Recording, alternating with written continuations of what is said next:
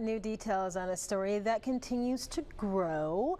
A Mobile couple making it their goal to plant their homegrown okra in a Guinness Book of World Records. Just incredible. And last month, our Natalie Williamson went to see this towering plant firsthand, and today she went back to see its progress. And despite storms, it continues to reach new heights. Tonight, the sky's the limit.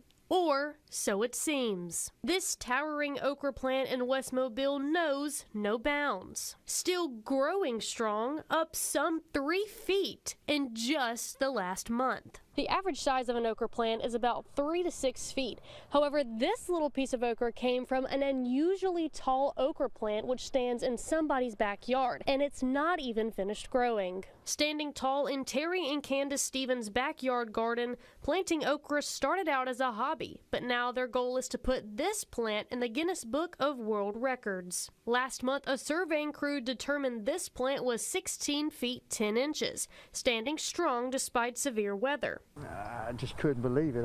It just kept coming, and the storms was coming and blowing it every which way. I started getting nervous, and then here it is. According to Guinness World Records, the record for the tallest okra plant is held by Jack Reno Sweeney of New Orleans, whose plant stands at 16 feet 4 inches. Now, with the help of Alabama Cooperative Extension and Auburn University, Stevens' plant could beat the world record by multiple feet. This okra plant is 19.34 feet, which is about 5.89 meters. This is a unique specimen, never seen anything close to this height. The ACE says these plants are seasonal and thrive in warmer weather. And with the cold front moving in, this could be the plant's biggest challenge yet. Despite the risk, Stephen tells me their Thanksgiving table will be stocked with okra, whether it's a world record or not. In Mobile, Natalie Williamson, Fox 10 News.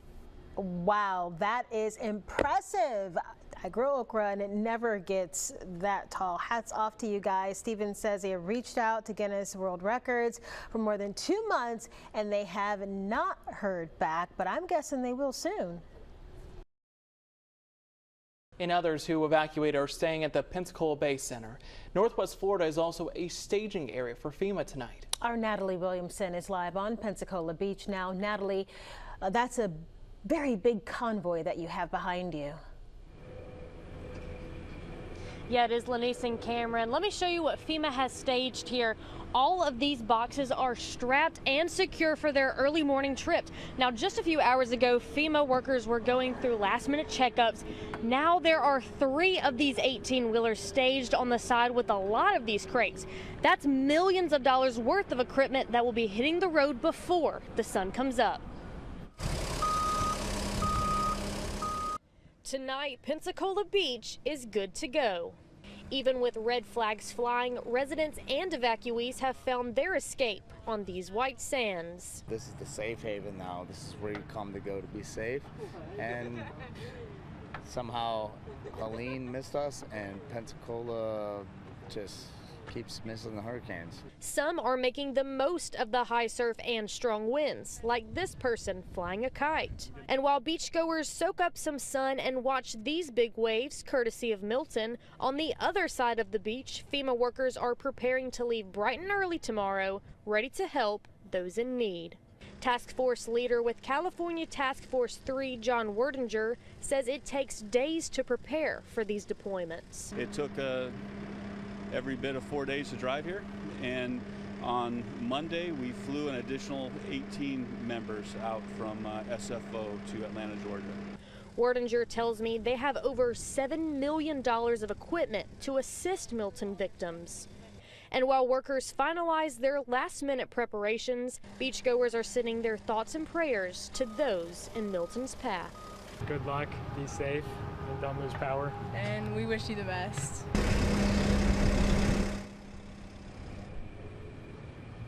Werdinger says they will head out at 5 a.m. Live on Pensacola Beach, Natalie Williamson, Fox 10 News. A young swimmer with Down syndrome making some big waves in the port city.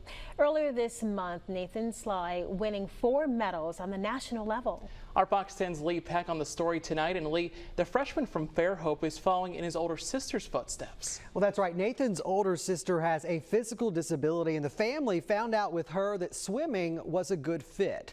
Well, learning to swim early, he's been at it ever since, and this last season, he's really come into his own. Back in the water, okay? Hey, I want you to do butterfly. It's a packed house at the City of Mobile Swimming Association. Go, dude, go. Up on deck, 14-year-old Nathan Sly. He is an amazing swimmer so far. Nathan has Down syndrome, but it hasn't stopped him from doing what he loves. Oh, kick hard, go. His coach, Sarah Allen, pushing him to go the distance. He loves coming every single day. So it's an amazing journey that he has been on. Since joining the team in Mobile, Nathan is also inspiring his teammates. They do a good job of making sure that, they're being competitive with him, not just, he's a member of the group and he's expected to do all the things like everyone else. And Sarah does a good job of holding him to that standard, and he's gotten a lot better because of that. He's fresh off winning 4 medals, 2 gold and 2 silver at the USA Down Syndrome swimming competition in Orlando. I was excited, I'm very strong and proud. By being other people, I want to go in silver. Arms out, stretch. Mom Andy says the work he's putting in is not only being noticed by others, but also by Nathan himself. I think he realized then that, how fast that he could be fast, because it's harder to compete against typically abled swimmers. He realized he was with, his people. Those were his people.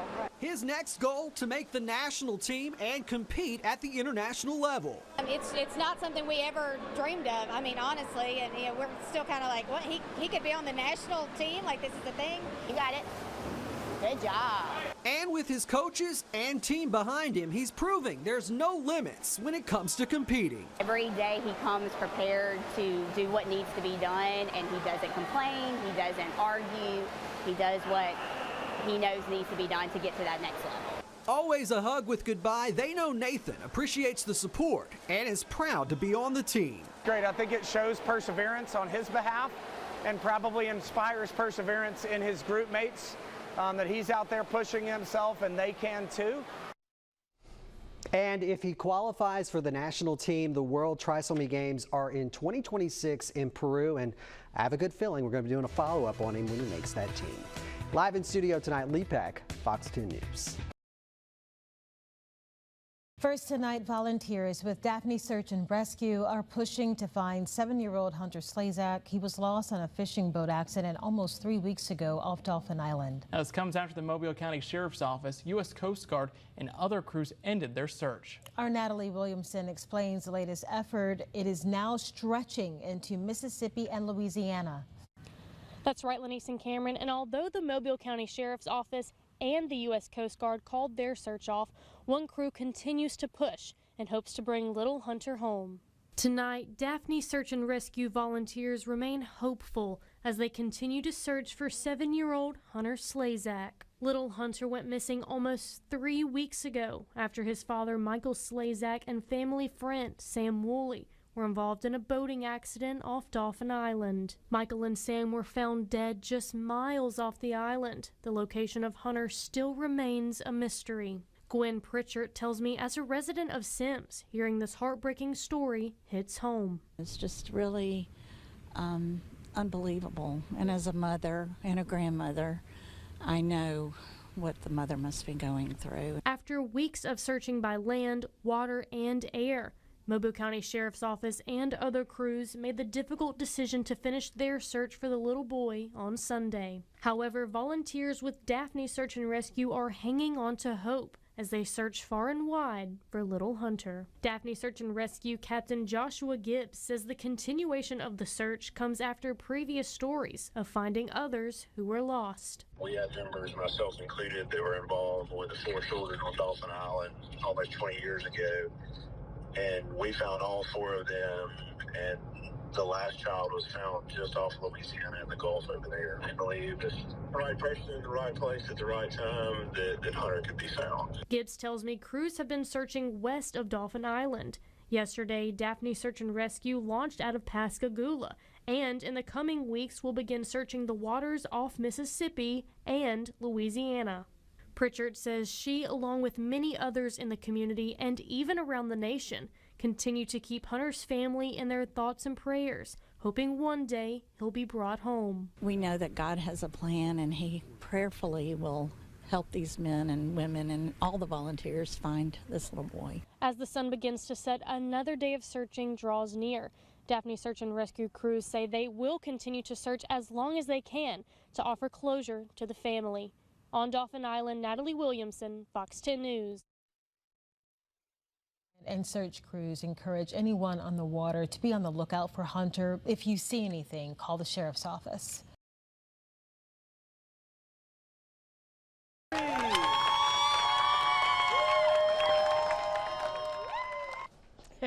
There you go, the smell of coffee and a new start for a Black-owned business in downtown Mobile. Quite the day for the Great Day Latte with that ribbon cutting, as you saw there. Before the doors flung open, the idea behind the shop is art, community, and fellowship. In addition to coffee, it's a space with art, a gallery, and space where you can maybe host an event. The ceremony was also joined by the Carnival Angels, the Azalea Trailmaids. We caught up with the owner, Kimberly Knight, and this is what she had to tell us. Great Day Latte is a third space that was created based on community, the arts, and just fellowshipping. And it was grown upon because we did not have a space specifically created by us, so we decided to, make something for us. The Great Day Latte is on South Conception Street, and yeah, it's open for business.